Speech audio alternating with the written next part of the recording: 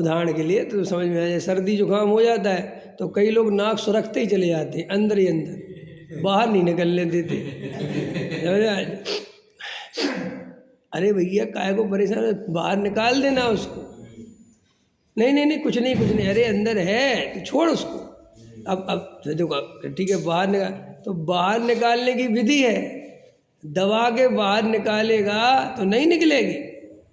दबा के बाहर समझते हो? अब कई लोग नाक इधर पकड़ लेंगे और ठीक है, तो तुमने दबा दी तो भाई उसकी सांस कुछ जगह तो है नहीं, तो निकलेगी नहीं। अब समझ गए नहीं है? ऐसे निकालोगे तो निकलेगी नहीं। उसको निकालने की विधि क्या है कि यहाँ हाथ मत लगा, जोर से निकाल, यहाँ साहब यहाँ छप जाएगी, छप जान दे, समझा? फिर कपड़े से पोंछ लेना, लेकिन वो तब ही निकलेगी। ऐसे ही तू ये शुभ भाव की कल्पना करके अंदर कसाय दबा के रखता है, और ऊपर से क्या है कि जिस शुभ भाव की चादर उड़ लेता है, दया दान पूजा पाठ भक्ति की, और अंदर भयंकर कसाय पड़ी रहती, और उसको ऐसा लगता है कि अगर मैं अपने आप को फ्री छोड़ दूंगा तो मैं पाप में, अरे तू पाप में ही है, पाप में चला वाला थोड़ी जाएगा, पाप में ही खड़ा है। ये तो तू क्रिया कांड बाहर का जैसे कोई ब्रह्मचारी है, चद्दर उड़ लेता है, समझा, भेष बना लेता है, तो उससे कहो जो भेष क्यों बना लिया तुमने, समझा, कि दुनिया मुझे ब्रह्मचारी समझेगी। साहब तो दुनिया ब्रह्मचारी समझेगी, लेकिन तू ब्रह्मचारी है कहाँ है, समझ में कि नहीं? वो भेष बना के चद्दर उड़ के छोटे बाल करा के अपने को ब्रह्मचारी मानता है, अंदर से ब्रह्मचारी है ही नहीं। कि साहब आपको कैसे पता है? उसको खुद को पता है, कसाय से युक्त है वो। अरे ब्रह्मचारी जीव बहुत कसाय रहित होता है, साध्वी प्रतिमा वाला होता है। उसके जो मायाचार, झूठ, फरेब, ये सब दुनिया भर के ठटकरम एक ब्रह्मचारी त्यागी वृत्ति के नहीं होते। मुनिराज तो बहुत दूर की चीज़ है। ये तो ब्रह्मचारी अच्छा पंचगुण स्थान वर्ती श्रावक तुम्हें सही मिल जाए ना, तो तुम उसके सामने नतमस्तक हो जाओ। ये तो क्या है कि सब नकली नकली, अब नकली नकली घी खाने मिल रहा है, तो असली घी क्या होता है ये पता ही नहीं है अपने को। बाबा रामदेव से उम्मीद करी कि जो असली देगा, वो भी नकली दे रहा लोगों ने, समझा? ऐसा होता है ना कि भाई अपन को क्या है, अपन ने वास्तव में असली मुनिराज देखे ही नहीं, अपन ने असली त्यागी वृत्ति देखे ही नहीं, अपन ने असली पंडित देखे ही नहीं, सब नकली नकली हाथ में आया, तो अपन नकली में ही अब असली मानने लग गए। समझ में आया? असली जब मिल जाता है तो ऐसा लगता है कि बात क्या है, समझा? लेकिन क्या करें, आचार्य कहते इसको भी असली की पहचान करने की पड़ी नहीं। आत्मा की रुचि है नहीं, भोगों की संयोगों की रुचि है, और ये पुण्य पाप की रुचि है। पुण्य का फल अच्छा है, पाप का फल बुरा है, पुण्य से अनुकूलता मिलेगी। कितने संत साधु खुल्लम खुल्ला बोलते, पुण्य करोगे तो सब बढ़िया बढ़िया मिलेगा, माला फेरोगे तो बढ़िया मिलेगा, भगवान का अभिषेक करोगे तो सुख संपत्ति बढ़ेगी। लगे हैं बेचारे अभिषेक करने, लगे भाग रहे हैं। उन्हें भगवान से, वीतरागता से, धर्म से क्या लेना देना, उन्हें तो माया चाहिए भाई, पैसा चाहिए। अब भगवान का अभिषेक करने से आती तो भगवान का अभिषेक करेंगे, और शंकर जी के ऊपर जल डालने से आती तो वहाँ डाले आएंगे, अपने को क्या फ़र्क पड़ता है? अपने को तो मूल में क्या चाहिए? पैसा। समझ में आया? ये कोई ऐसा धर्म अलग चीज़ है। तो आचार्य अपने को समझाते हैं कि ये पुण्य कर्म से तू जो डरता है कि पुण्य छोड़ देंगे तो पाप में चले जाएंगे, नहीं भाई, पुण्य छोड़ने से पाप में क्यों जाएगा? आत्मा में जाएगा ना, तू आत्मा है। तुझे बात समझ में आ गई? तो ये बाहर में जो पुण्य करता है और उसमें उपादेय बुद्धि रखता है, धर्म बुद्धि रखता है, वो मिथ्यात्व है, और ऐसा जीव कभी भी सम्यक दर्शन को प्राप्त नहीं कर सकता, चाहे वो कितना ही कुछ कर ले। इसलिए जिन जीवों के अंदर शुभ भाव में उपादेय बुद्धि है, करना तो चाहिए, वे जीव कभी भी सम्यक को प्राप्त नहीं होंगे। पुण्य और पाप, शुभ और अशुभ भाव दोनों ही बंध के कारण दिखने चाहिए, दोनों में ही अरुचि होनी चाहिए। बताए ना, ज्ञानी को तो एक ज्ञायक भगवान आत्मा की रुचि है, और सहज में उपयोग शुभ अशुभ रूप होता रहता है, और ज्ञानी उसको जानता रहता है। शुभ भाव हो तो ज्ञानी बहुत हर्षित नहीं होता, और अशुभ भाव हो तो ज्ञानी बहुत दुखी नहीं होता, सहज उससे अपने को भिन्न जानता है। श्रद्धा का पाप सबसे बड़ा पाप है। जैसे सम्यक दर्शन धर्म की पहली सीढ़ी है, मोक्ष महल की प्रथम सीढ़ी, दंसण मूलो धम्मो, धर्म की मूल जड़ सम्यक दर्शन है। ऐसे ही संसार की मूल जड़ मिथ्यात्व है।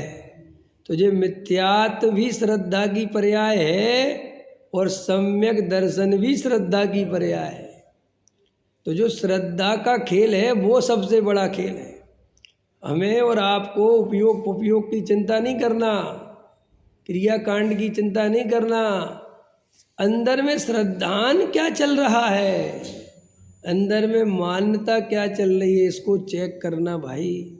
अंदर में हमारे परिग्रह में उपादेय बुद्धि चल रही है, अंदर में हमारे शरीर की क्रिया में कर्ता बुद्धि चल रही है, व्रत उपवास में धर्म बुद्धि चल रही है। अब आचार्य कहते इस मान्यता पूर्वक तू साधु भी बना रहे, क्या बना रहे, तो भी तुझे सम्यक दर्शन मिलने वाला नहीं है। सम्यक दर्शन साहब, स्वर्ग तो मिलेगा ना। देखो ये सब स्वर्ग की घंटी भी तुम्हारे गले में जबरदस्ती बंधी है, समझ में आया कि नहीं आया। अरे स्वर्ग भी सम्यक दृष्टि ज्ञानियों को मिलते हैं। बाकी ये तो भूत 50 यक्ष राक्षस हो जाते हैं, उसका नाम भी स्वर्ग रख देते हैं लोग। लोगों को अतई पता नहीं कुछ भी कि स्वर्ग क्या चीज़ होती है। सब सोचते ऊपर चले गए तो बस हो गए। अरे देव गति में इतने 10 प्रकार की छोटी जातियों के देव होते हैं, किलबस, भूत, 50 यक्ष राक्षस, ये सब छोटी जाति के देव होते हैं और बहुत तकलीफ में रहते हैं। समझ में आया। इन पे ऊपर वाले देव जैसे होते हैं ना द्वारपाल, एक द्वार चौकीदार होता है, एक देव वो चौकीदारी करता है वहाँ। समझ में आया कि नहीं आया। कोई देव उनकी सवारी करता है, कोई उनकी पहरेदारी, कोई उनकी व्यवस्था, कोई जैसे जी अपन राजपाट होते ना, जैसे नौकर चाकर होते, ऐसे बहुत सारे देव तो नौकर चाकर होते हैं वहाँ पर। तो साहब ऊपर वाले स्वर्गों में कैसे जाते हैं, सम्यक दर्शन सहित जाते हैं। और वो जो 9वें ग्रेविक वाला है ना, वो समझना, तुम अपन को कुछ अपन ध्यान नहीं देते। 9वें ग्रेविक वाला हमारे तुम्हारे जैसे ग्रस्त नहीं जाते हैं। 9वें ग्रेविक वो साधु द्रव्यलिंगी जाता है, और वो भी ईमानदार साधु। ये बेईमान साधु नहीं जे लड़ाई झगड़े करने वाले, छल कपटी मायाचारी, ये तो सीधे नरक निगोच जाते हैं। क्यों, ये बहुत पाप करते हैं। ऊंचा पद रखकर अभिमान का पोषण करते हैं, अपने को बड़ा दिखाते हैं, गाली बकते हैं, लोगों से गलत शब्द बोलते हैं, अहंकार में लिप्त रहते हैं, भोगों के अभिलाषी होते हैं। समझ में आया कि नहीं आया। एक कितने ही बड़े साधु बने फिर रहे हों, भले ही उनको दुनिया पूज रही हो, इसका फल नरक निगोद है,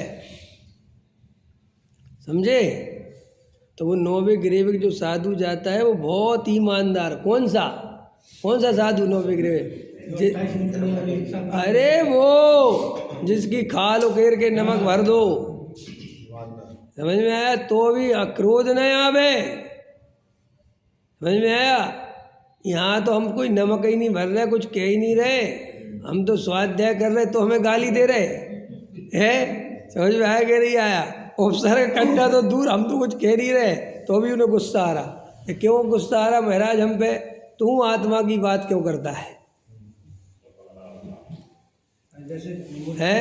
तू कांजी स्वामी को क्यों मानता? अभी हमसे इसी बात से गुस्सा हो रहे। अरे भैया इसमें ये भी गुस्सा हो सकता है साधु इस बात पे। अरे साधु तो उसका कोई अपमान करे, उसकी निंदा करे, उसको गाली देवे, तो भी साधु को विकल्प नहीं आवे, और तू अपने को साधु कहता है। तो तेरे अंदर तो अभी इतनी सी भी सज्जनता भी प्रकट नहीं हुई। समझ में है कि नहीं। लौकिक सज्जनता जिसे बोलते ना, शिष्टाचार समझते हो ना आप लोग, सामान्य शिष्टाचार होता है, तेरे अंदर तो वो भी नहीं है। और तू कहता मैं स्वर्ग जाऊंगा। अरे काय पे स्वर्ग जाएगा भाई? किस बात के लिए स्वर्ग जाएगा? स्वर्ग भी इतनी आसानी से नहीं मिलता है, समझे रमेश जी। तुम जो मायाचारी से पूजा करोगे और स्वर्ग के सपने देख रहे होगे। ऐसा 3 का क्रिया कांड से तो कोई लेना ही देना नहीं है तुम्हारे। तुमने बाहर में कितने व्रत उपवास करे, कितने भूखे मरे, कितने जंगलों में भटके, कितने कांटे पैर में चुभे, कितनी धूप सही, इससे स्वर्ग का कोई लेना देना नहीं है भाई साहब। क्यों? अगर इससे होता तो गरीब आदमी सबरे स्वर्ग चले जाते, और त्रियंच गति के तो बेचारे भूखे ही मरते, तो उनको तो पहुंचा ही देते ऊपर। समझ आए? तो क्यों? अरे भाई तेरे अंदर खोटे परिणाम, खोटी वासनाएं, मायाचार, ये सब भरा पड़ा है। तू बाहर से व्रत उपवास उड़ भी लेता है तो तुझे स्वर्ग कौन देगा? अभी तो हम स्वर्ग ही की अगर बात करें तो सुनो, स्वर्ग भी खतरे में है, मोक्ष तो बहुत दूर की बात। तो आचार्य कहते हैं कि ये मायाचारी भायाचारी से स्वर्ग नहीं मिलते बिल्कुल भी। ये बाहर के क्रिया कांड से क्या लेता, जड़ की क्रिया है प्योर। आप समझे नहीं? जैसे मैं आज स्वाध्याय कर रहा हूँ, ठीक है, और आप सुन रहे हो, तो उपयोग मेरा स्वाध्याय सुनाने में, लेकिन मेरे अभिप्राय में स्वाध्याय करूँगा तो लोग मुझे बड़ा पंडित मानेंगे, मान सम्मान देंगे। तो ये जो अभिप्राय की वासना है, इससे मुझे जो पाप का बंध हो रहा है, उसके सामने स्वभाव का बंध कुछ भी नहीं हो रहा है। क्यों नहीं हो रहा? अरे भाई, ये स्वाध्याय कराने का जो परिणाम है, ये तो अभी आधा घंटा बाद खत्म हो जाएगा, लेकिन ये स्वाध्याय कराने से मुझे लोग प्रशंसा देंगे। ये जो उपादेय बुद्धि है, ये 24 घंटे की है, तो उपयोग का पुण्य आधा घंटा का, और श्रद्धा का पाप तो कहाँ जाएगा? अब चाहिए स्वर्ग? अरे ये झुंझुने हैं सब, कुछ नहीं मिलना स्वर्ग पर। सम्यक दर्शन प्राप्त करोगे तो स्वर्ग भी मिलेगा और मोक्ष भी मिलेगा।